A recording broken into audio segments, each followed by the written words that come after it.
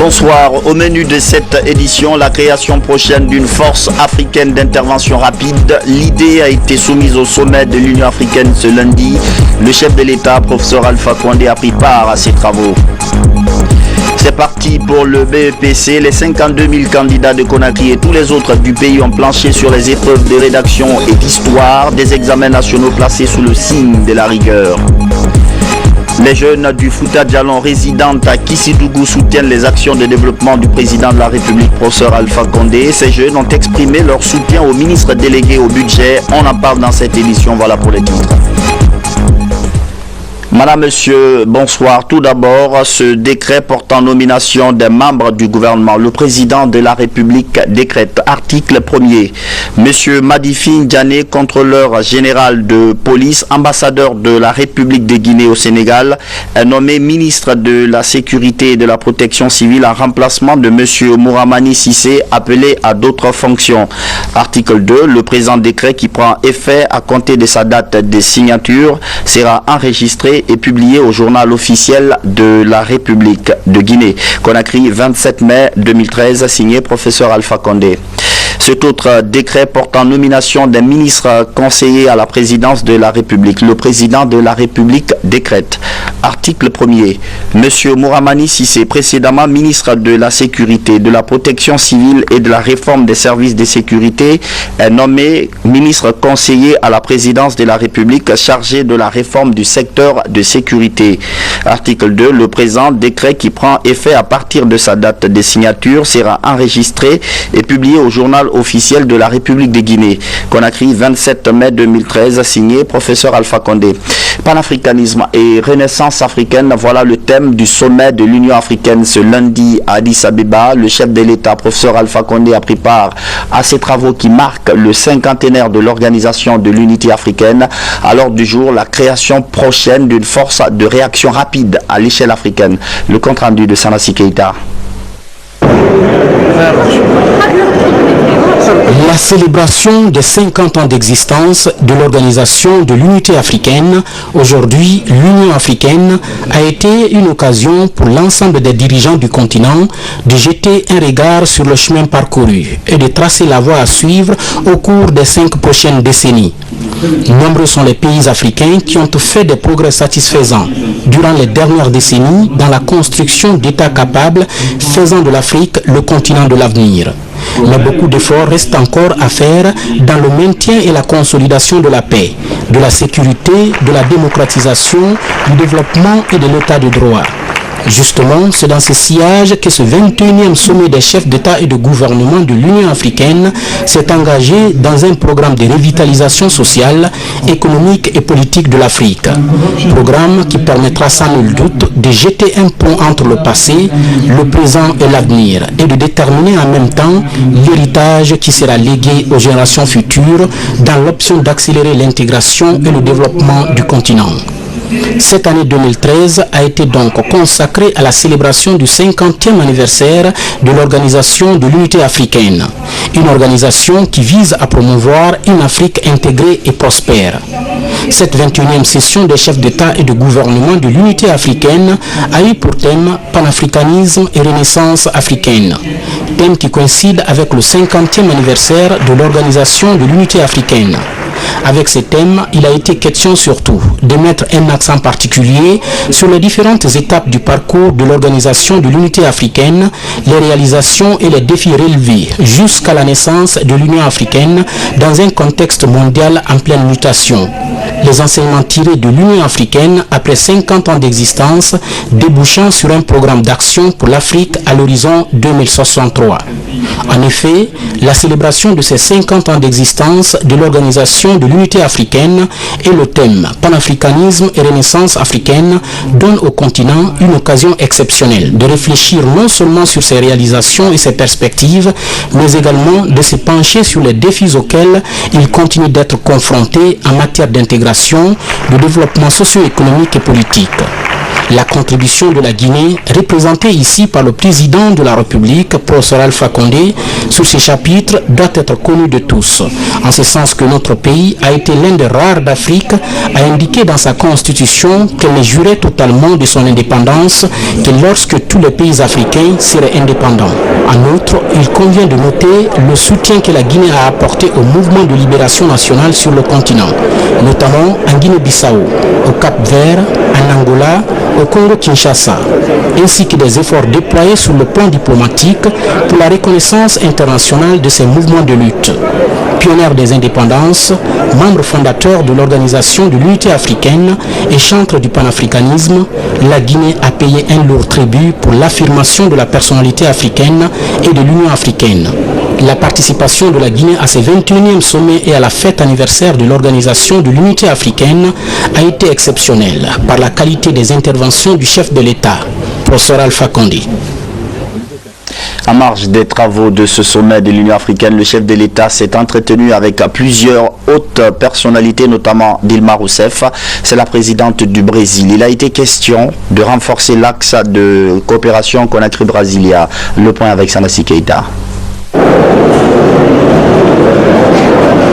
Le 21e sommet et le 50e anniversaire de l'Organisation de l'Unité africaine ont été une occasion pour le président de la République de s'entretenir avec plusieurs personnalités du monde. Entre autres personnalités, Dilma Rousseff, présidente du Brésil, Ellen Johnson Sirleaf, présidente du Libéria, Haïlé Mariam Desalegn, premier ministre chef du gouvernement d'Éthiopie, Nkosazana Dlamini Zuma, présidente en exercice de la Commission de l'Union africaine. Au cours de ces prises de contact, nombreuses sont les questions qui ont été débattues entre le chef de l'État et ses dirigeants. Avec la présidente du Brésil, il a été question surtout du renforcement de l'axe de coopération Conakry-Brasilia. Dilma Rousseff et professeur Alpha Condé ont de nouveau réaffirmé leur détermination à travailler de concert pour toujours maintenir et renforcer les relations d'amitié et de coopération qui existent entre les peuples guinéens et brésiliens. Sur cette même lancée, professeur Alpha Condé s'est aussi longuement entretenu avec la présidente du Libéria et le premier ministre chef du gouvernement éthiopien sur des sujets d'intérêt commun. Toutes ces concertations ont permis au professeur Alpha Condé et à toutes ces personnalités d'entrevoir les possibilités de redynamiser davantage leur coopération en faveur de leur peuple. Et puis donc ce communiqué du bureau de presse de la présidence de la République, le président Alpha Condé de retour du sommet de l'Union africaine. Au terme d'une visite d'État à Addis Abeba, la capitale éthiopienne, son excellence professeur Alpha Condé, président de la République, chef de l'État, a regagné Conakry tôt ce matin du lundi 27 mai 2013. À Addis Abeba, le chef de l'État a pris part au sommet de l'Union africaine marquant le cinquantenaire de l'Organisation de l'Unité africaine, aujourd'hui Union africaine. Le thème de ce cinquantenaire était panafricanisme et renaissance africaine. À Conakry le 27 mai 2013, signé le bureau de presse de la présidence de la République. Le président de la République, donc juste après son retour du sommet de l'Union africaine, a rencontré ce lundi les responsables des forces de l'ordre, la police et la gendarmerie. Au menu de la rencontre, la recherche des voies et moyens pour la restauration rapide du climat de quiétude dans certains quartiers chauds de Conakry. Nous en parlerons tout à l'heure. Vous le savez, la dernière marche de l'opposition à Conakry a entraîné un cycle de violence, ce qui inquiète les populations. Le gouvernement vient de mettre en place un comité spécifique d'enquête. Qu'est-ce que cela signifie? Quel est le rôle de ce comité? Autant de questions que notre reporter Mohamed Lamine Solano a posées au porte-parole du gouvernement, M. Damanta Albert Camara. Suivez. D'abord, le principe de l'enquête est évident, mais elle est spécifique parce que nous avons décidé d'aller jusqu'au bout de ce qui est possible avec les moyens qui sont les nôtres pour savoir la vérité sur les nombreuses exactions qui ont émaillé les incidents de la semaine dernière. Aujourd'hui, il est devenu plus qu'inquiétant de constater que systématiquement, au lendemain des marches de l'opposition, nous ayons des morts, nous ayons des exactions et il faut y mettre fin. Le gouvernement a donc décidé de permettre au ministre de la Justice d'avoir des moyens supplémentaires en termes humains, en termes financiers, en termes logistiques, pour constituer un panel de juges qui vont aller jusqu'au bout de ce qu'il est possible de faire pour découvrir la vérité, sachant que lui-même sera bientôt dans les 2 jours qui viennent devant la presse pour expliquer ce qui a déjà été fait, qui n'a pas permis pour le moment de découvrir la vérité, et ce qui va être fait pour qu'elle soit découverte. Les Guinéens sauront alors que le gouvernement ne les abandonne pas, que malheureusement, des fois, la confusion qui règne dans la situation est telle qu'il n'est pas souvent évident de découvrir rapidement la vérité, mais que nous allons mettre le maximum de moyens possibles pour que plus jamais, dans les rues de Conakry, de certains quartiers de Conakry notamment, des jeunes soient tués, des boutiques vandalisées, des biens publics et privés détruits. Et donc, c'est une volonté ferme du gouvernement qui a été affirmée de manière forte lors de la visite du Premier ministre dans le quartier de Conakry pour s'enquérir lui-même de la réalité de la situation, qui a été appuyé et qui est aujourd'hui appuyé et soutenu fortement par le président de la République. Il faut que très vite nous sachions pourquoi ce qui est arrivé et comment faire pour l'arrêter. Damantan Albert Camara, ministre de l'enseignement technique, de la formation professionnelle et de l'emploi, au micro de Mohamed Lamine Solano. Et puis cet arrêté portant nomination des cadres au ministère de la Communication. Le ministre arrête, article 1er. Les cadres dont les noms suivent sont nommés dans les fonctions ci-après. Télévision, rédacteur en chef, M. Aboubakar Kamara. Chef des divisions des programmes, M. Aloussen Sano. Chef de la programmation, Mme Binta Alphaba. Chef de la production-réalisation, M. Alfred Oulemou. Radio, rédactrice en chef adjointe, Mme Aminata Sangaré. Chef des divisions des programmes, M. Mamadou Aliouté Diallo. Article 2, le présent arrêté qui prend effet à compter de sa date de signature sera enregistré et publié au journal officiel de la République. Le ministre de la Communication. Je vous le disais en titre, le coup d'envoi du BEPC brevet d'études du premier cycle a été donné ce lundi dans tout le pays. Des évaluations nationales placées sous le signe de la rigueur. Les candidats au terme de la première journée ont bon espoir que la chance sera au bout des efforts. Reportage Moussa Bangoura. Tolérance zéro vers l'excellence. C'est sous ce signe que le BEPC, brevet d'études de premier cycle, a été lancé ce matin sur toute l'étendue du territoire national. À Conakry, 52 377 candidats, dont 22 000 filles, affrontent les épreuves. En procédant au lancement des premières épreuves, les représentants du gouvernement ont invité les candidats à la sérénité et au courage. Il est interdit de copier, il est interdit de rentrer dans des choses interdites par les règles. Donc soyez des candidats, des candidates responsables et conscients de ce que vous devez être demain. Le professeur Alpha Condé, notre cher président, a dédié son mandat à la jeunesse et aux femmes. Mais faudrait-il que ces jeunes soient des jeunes bien formés, des jeunes responsables pour relever le défi. Faites les examens, les épreuves comme cela se doit et vous verrez que vous réussirez. Nous sommes sûrs et certains que la réussite est au bout de l'effort. Beaucoup de courage. Notre idéal est que tous soient admis à leur examen. Aucun système au monde ne fabrique des échecs. Donc nous voulons qu'ils réussissent et c'est ce que nous sommes venus leur dire. Nous leur avons demandé d'être sincères et honnêtes. Après les premiers sujets, les candidats estiment que pour le moment, tout va bien, malgré le contexte difficile dans lequel se déroulent ces examens.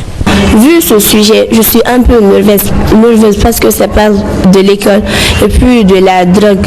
Vu la société aujourd'hui, il y a beaucoup de jeunes qui prennent de la drogue. Nous pensons bien rédiger notre sujet, quoi. Je me sens prête pour affronter le brevet quand même. Nous, on pensait que c'était difficile, mais c'est pas difficile. Nous, quand même, l'épreuve là, ça se passe bien quand même. Dans certains centres, comme à Saint-Georges et à l'école primaire de Taouya, des candidats n'ont pas assisté au lancement des premières épreuves à cause des troubles dans la commune de Ratouma. Bonne chance aux différents candidats. Éducation toujours et les nouvelles du centre universitaire des Érécoré.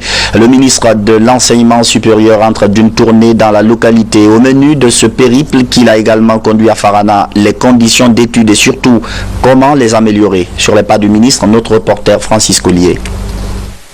La Guinée forestière est l'une des régions qui compte le plus grand nombre d'institutions d'enseignement supérieur et de recherche du pays. Il a fallu 3 jours de tournée pour que le ministre en charge de ce sous-secteur touche du doigt les réalités. Bailo-Tiluel Diallo s'est successivement rendu au Centre de recherche et de documentation environnementale de Zérékoré et au Centre international de recherche sur les infections tropicales Sirit Guinée qui fait de la recherche sur la fièvre Lassa. Il s'est aussi rendu à l'UDECOM, une université privée qui forme dans le domaine du développement communautaire, la station scientifique de Monemba, l'Institut de recherche de Bossou et l'Olacoticulture de Mouata dans la préfecture de Lola aussi été visité. Partout, le ministre Bailo-Tiluel Diallo a apprécié les résultats obtenus, même s'il a déploré la manière dont la coopération japonaise a été gérée au centre de recherche sur les Simpangé de Bossou. Le centre universitaire de Zérékoré a été la dernière étape de cette visite en région forestière. Là, le ministre a procédé à la remise aux étudiants des moyens de transport et à l'inauguration des nouveaux bâtiments. Malgré les efforts des autorités universitaires, force est de reconnaître qu'il y a tant de choses que nous avons besoin, à savoir la construction d'une imprimerie universitaire pour le bien des étudiants et encadreurs, l'équipement des laboratoires ainsi que l'obtention d'un autobus et j'en passe. Nous demandons aussi à la direction générale de fournir encore plus d'efforts dans le cadre de la formation des formateurs, seul gage d'une qualification de nos systèmes éducatifs. Quelques acquis, parmi lesquels on peut citer l'assainissement du fichier étudiant qui regorgeait assez de faux étudiants et la construction de la clôture de l'université pour un meilleur cadre de vie, acquisition d'ordinateurs en vue de la vulgarisation de l'outil informatique, rénovation des blocs d'études, construction de bureaux pour le pool financier, amélioration de la pédagogie universitaire par l'octroi à chaque faculté de vidéoprojecteurs. La visite des institutions d'enseignement supérieur et de recherche en région forestière aura permis au ministre de mieux connaître les forces et les faiblesses de chaque institution en vue d'apporter des changements pour la qualification du système. Je vous le disais tout à l'heure, le président de la République, juste après son retour du sommet de l'Union africaine, a rencontré ce lundi des responsables des forces de l'ordre, la police et la gendarmerie. Au menu de la rencontre, la recherche des voies et moyens pour la restauration rapide du climat de quiétude dans certains quartiers de Conakry, théâtre de scènes de violence et de vandalisme. Nous en parlons donc avec Mohamed Lamine Souma et Doudou Traoré. Il faut que la paix et la quiétude sociale reviennent à Conakry. C'est un appel pressant du président de la République face à la montée inquiétante de la violence à Conakry et qui engendre des morts, des blessés graves ainsi que des dégâts matériels importants lors des marches répétées des partis politiques réunis au sein de l'opposition dite républicaine. Professeur Alpha Condé a rencontré les principaux responsables des services de sécurité ce lundi 27 mai 2013, ceux de la police et de la gendarmerie. Cela quelques minutes seulement après son retour du sommet du cinquantenaire de l'Union africaine qui s'est tenu à Addis Abeba, en Éthiopie.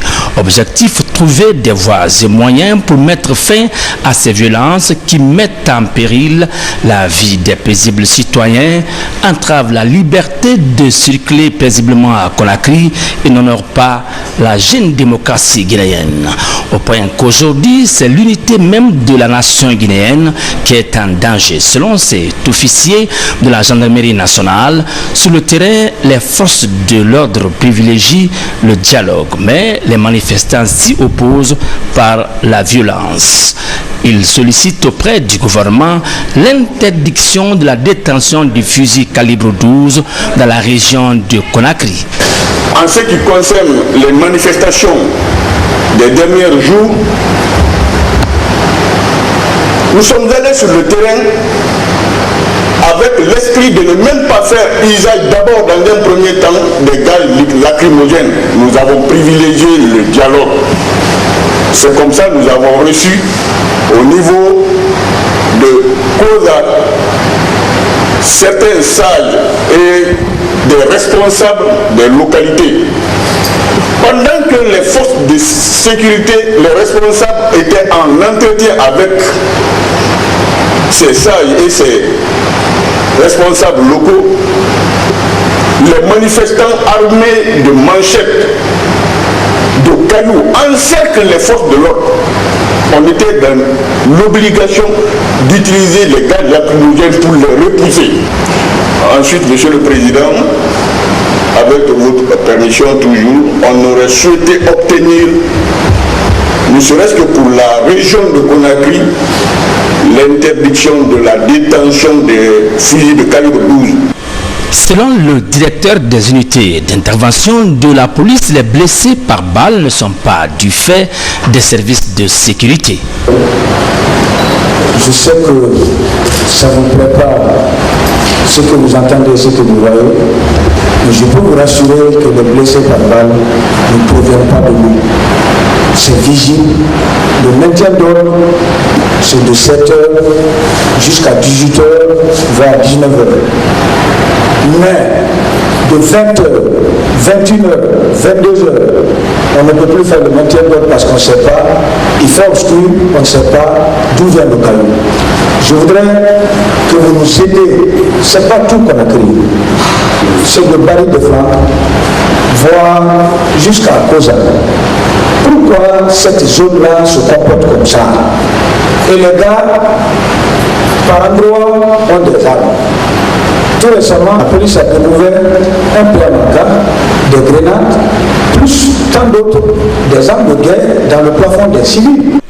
Sur la même question, le directeur général adjoint de la police est formel. Selon lui, les forces de sécurité travaillent avec le matériel conventionnel de maintien d'ordre. Mais ce que je peux aujourd'hui dire à cette tribune, c'est que mort d'homme, il y en a eu, c'est vrai. Mais aujourd'hui, je défie quiconque qui pourrait rapporter la preuve qu'un de ces seuls morts a pour auteur les forces de l'ordre. Dans la mesure où, tel que mes prédécesseurs l'ont dit, les forces de sécurité ne travaillent uniquement qu'avec le matériel conventionnel de maintien d'ordre. Sauf si, pour une question opérationnelle, la situation change, c'est-à-dire que du maintien de l'ordre, on se retrouve dans la lutte contre la criminalité. En ce moment-là, il y a des unités spécialisées aussi pour ça, qui sont les BAC qu'on envoie sur le terrain. En tout état de cause, dans la situation actuelle, les manifestants que nous avons en face sont armés. Ils ont avec eux à la fois des armes de feu, des armes à feu, pardon, mais aussi ils ont des armes blanches. Ça, c'est prouvé. Hier, l'on a pu être informé que nos services ont pu mettre la main sur une voiture noire, couleur noire, Mercedes, à bord de laquelle voiture, 2 individus étaient en train de circuler dans Bambeto et détenteurs d'armes. Cette voiture vient garer devant une concession. Les jeunes gens qui étaient à bord du véhicule se sont infiltrés dans la concession. Et voilà, à l'arrivée de nos unités, un vieux qui sort de cette concession et qui vient se faire propriétaire de cette voiture. Nos hommes, attirés par la malhonnêteté de ce sage, de ce vieux, ont insisté, persisté, ils sont entrés dans la concession, ils ont pu mettre la main sur les 2 individus qui étaient à bord. Interrogés et menacés, ils ont reconnu être détenteurs de l'arme. Ils avaient un pistolet TT-30 avec des munitions. Cet autre officier de la gendarmerie nationale affirme avoir arrêté un manifestant cagoulé dans les rangs des militants de l'opposition. Tout dernièrement, il y a un élément qui a été arrêté par la gendarmerie qui est cagoulé. Dans quel dessein cette personne-là s'est mise à porter la cagoule, si c'est une marche pacifique ou autre? Pour cet autre cadre de la police, la situation actuelle interpelle à renforcer le nombre et à mieux équiper la police de proximité. Nous souhaiterons donc, pour asseoir vraiment une paix, une quiétude au niveau donc des quartiers, c'est l'implication directe des élus locaux et les jeunes dans les quartiers qui doivent faire confiance à sa police pour que si ils ont connaissance de la commission d'une infraction ou de la présence des délinquants, des bandits dans les quartiers, de les dénoncer et ils vont voir le reste, ce que nous pouvons faire à ce niveau.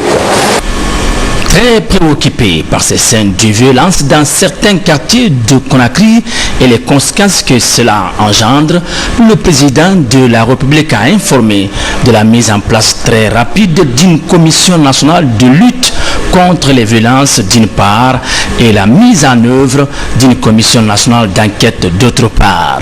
Face à la gravité de la situation, le chef de l'État, le professeur Alpha Condé, a insisté sur le fait que les forces de sécurité doivent demeurer républicaines et patriotiques. Le CNT en séance plénière extraordinaire demain mardi, une décision prise à la suite d'un entretien aujourd'hui même entre le bureau exécutif du Conseil national de la transition et la société civile.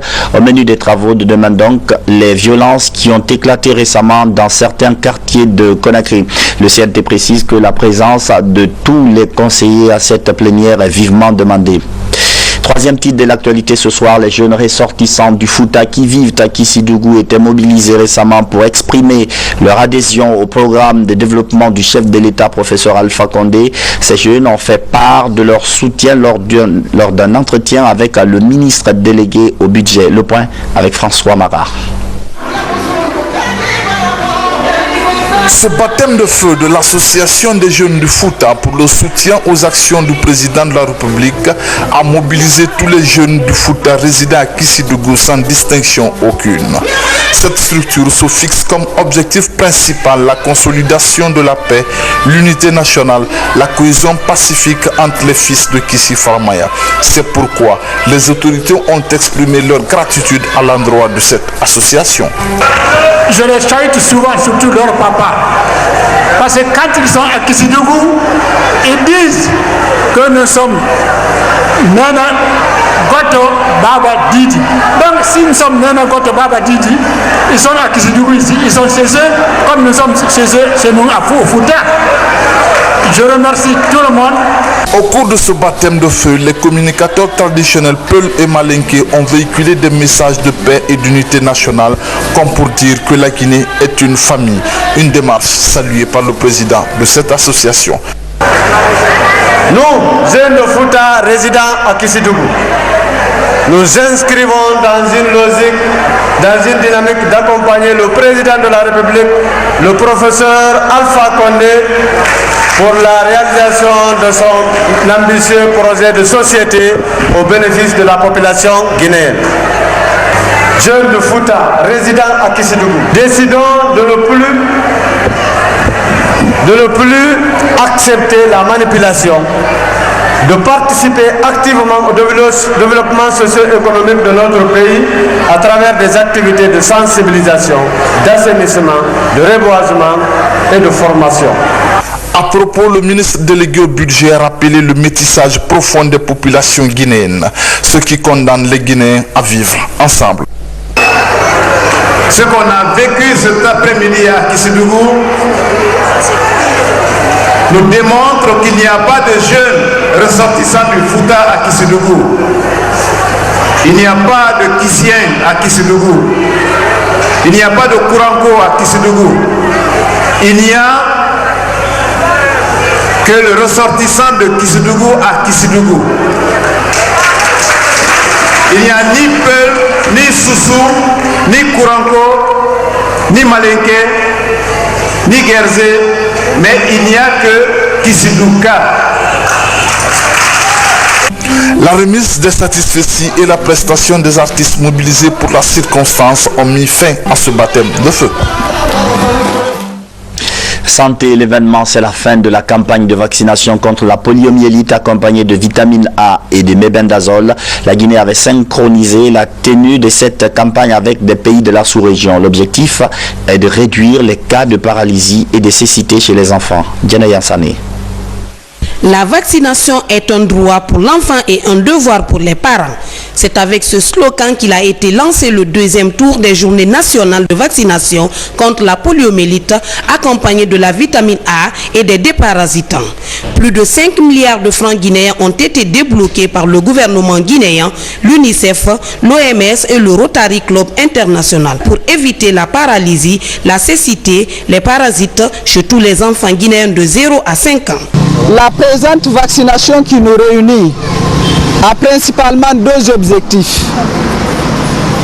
Le premier objectif, c'est la vaccination contre la poliomyélite et qui constitue vraiment une terrible maladie qui handicape nos enfants de moins de 5 ans. Le deuxième objectif, c'est la vitamine A. On donne ce produit pour ne pas que nos enfants aient la cécité, des problèmes oculaires. Personne ne veut vraiment voir que son enfant est aveugle. Personne ne veut voir dans sa famille ou dans la société que des enfants sont handicapés. L'opération est gratuite et se fait de porte à porte. Elle est accompagnée de sensibilisation par des agents de santé et des autorités locales. Nous invitons donc toute la population à se mobiliser pendant ces 4 jours, puisque la vaccination aura lieu pendant 4 jours et la stratégie utilisée, c'est le porte-à-porte. Personne n'a le droit de se déplacer. Les vaccinateurs vous trouvent devant la maison, ils vaccinent les enfants, ils marquent la maison, ils les enregistrent et ils passent dans l'autre maison.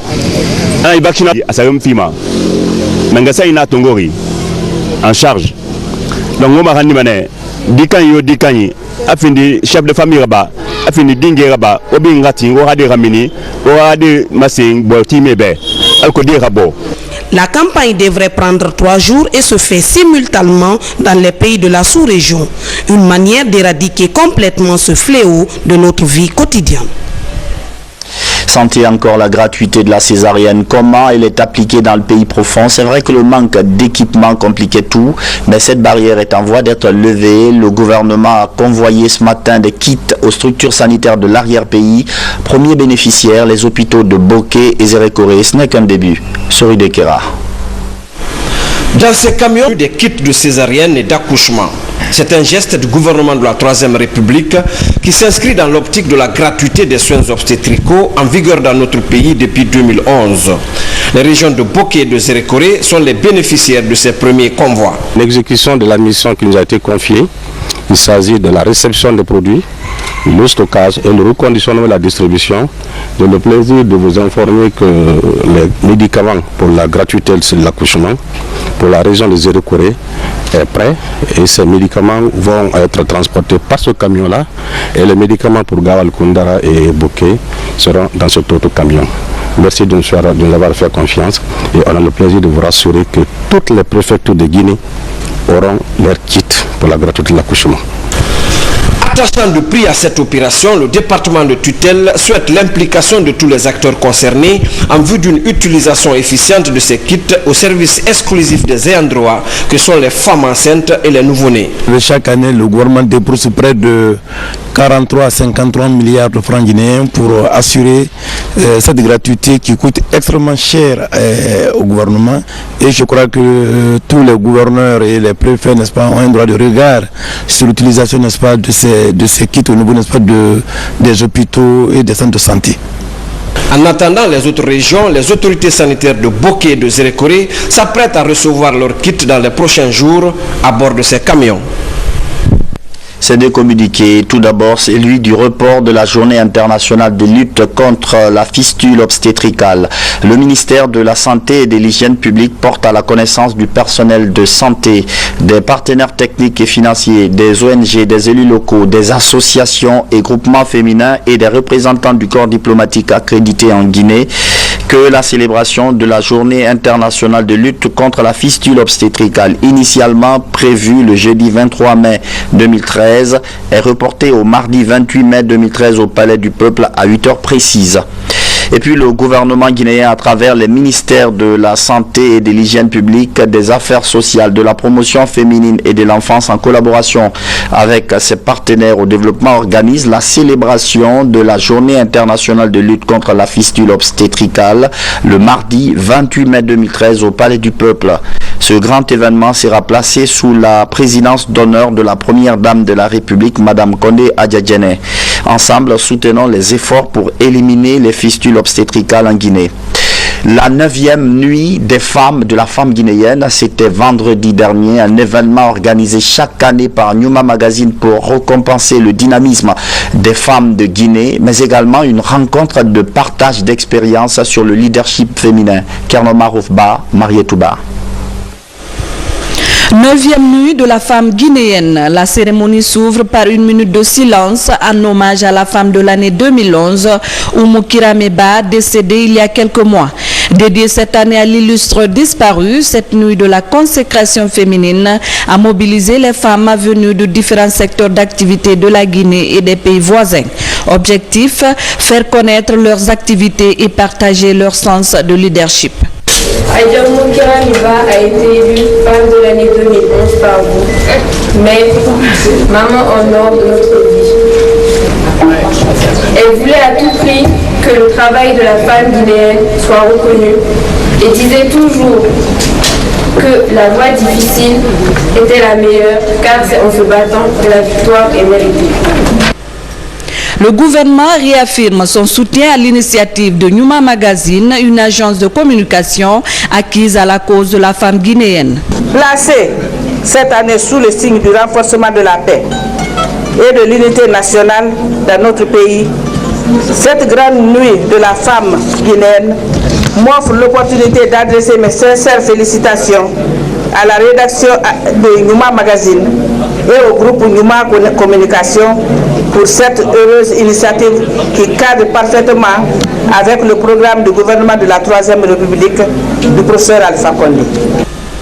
Une cérémonie riche en couleurs pour magnifier l'excellence de la femme à travers la culture du mérite, l'engagement et la bravoure, des prestations artistiques, des déclamations de poèmes sur la femme et la projection des portraits des nominés ont marqué la cérémonie. L'autre temps fort de l'événement, la remise des trophées aux nominés. Le trophée de la femme de l'année est revenu à Hadja Kadiatou Ndiaye, directrice de l'ANAIM. Je remercie le bon Dieu. C'est le bon Dieu seulement qui fait ça. L'équipe qui a travaillé, je suis que c'est une équipe qui est valable, qui connaît les mérites. On ne peut pas dire que nous avons pleinement réussi. Notre première grande victoire sera enregistrée quand notre pays aura ses députés à l'Assemblée nationale dans un climat de paix totale. Qui sera la femme de l'année 2013? Les femmes promettent de mieux s'investir pour l'excellence de la femme guinéenne. Rendez-vous est pris pour l'année prochaine. Hadja Kadiatou Ndiaye, élue donc femme de l'année 2012. Je rappelle qu'elle est la directrice de l'ANAIM. Je reviens sur ces deux décrets avant de vous quitter. Tout d'abord, celui portant nomination des membres du gouvernement. Le président de la République décrète, article 1er, M. Madifine Djané, contrôleur général de police, ambassadeur de la République de Guinée au Sénégal, est nommé ministre de la Sécurité et de la Protection civile en remplacement de M. Mouramani Sissé, appelé à d'autres fonctions. Article 2, le présent décret qui prend effet à compter de sa date de signature sera enregistré et publié au journal officiel de la République de Guinée, Conakry, le 27 mai 2013, professeur Alpha Condé. Cet autre décret portant nomination d'un ministre conseiller à la présidence de la République. Le président de la République décrète, article 1er, M. Mouramani Sissé, précédemment ministre de la Sécurité, de la Protection civile et de la réforme des services de sécurité, est nommé ministre conseiller à la présidence de la République chargé de la réforme du secteur de sécurité. Article 2, le présent décret qui prend effet à partir de sa date de signature sera enregistré et publié au journal officiel de la République de Guinée-Conakry, 27 mai 2013, signé professeur Alpha Condé. Et puis cet arrêté portant nomination des cadres au ministère de la Communication. Le ministre arrête, article 1er, les cadres dont les noms suivent sont nommés dans les fonctions ci-après. Télévision, rédacteur en chef M. Aboubakar Kamara. chef de division des programmes, M. Alusen Sano, chef de la programmation, Mme Binta Alphaba, chef de la production-réalisation, M. Alfred Oulemou. 2 radios, rédactrice en chef adjointe, Mme Aminata Sangaré, chef de division des programmes, M. Mamadou Aliouché Diallo. Article 2, le présent arrêté qui prend effet à compter de sa date de signature sera enregistré et publié au journal officiel de la République, le ministre de la Communication. C'est la fin de cette édition d'information. Merci de votre fidélité à la télévision nationale. Bonsoir et à demain.